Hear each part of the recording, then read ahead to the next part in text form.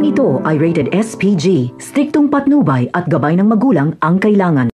Nakalipat na nga ang mga Montenegro ng mansyon. Dala nila ang kanilang mga ari-arian.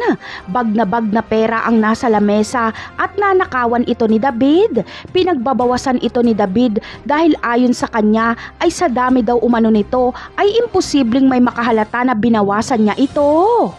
Samantala, ang perang pinagbentahan nila Marsing ng alahas ay gagamitin na lang nila sa paghahanap kay Mokang. Hindi na nila ito ipangbabayad sa abogado ni Edwin.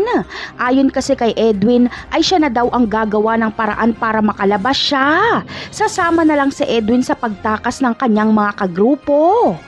Labis kasi ang pangamba ni Edwin kay Mokang. Siya lang kasi ang nakakaalam kung anong klaseng tao ang kanyang bayaw. Sa kabilang banda naman ay naawa nga si Espinas kay Tanggol noong makita niya ang mukha nito. Kaya si Bubbles ang tatanungin niya kung ano ba talaga ang nangyari. At dito ay sasabihin ni Bubbles ang totoo. Kaya maiintindihan ni Espinas ang galit at puot ni Tanggol. Magagamit niya ang galit ni Tanggol para sa mga susunod na misyon dahil siguradong hindi tatanggi si Tanggol. Samantala, may aamini naman si Bubbles kay Tanggol. May alam kasi si Bubbles sa pagkawala ni Mokang. Nakita ni Bubbles si Olga na siyang bumaril kay Mokang at ito ang sasabihin niya kay Tanggol.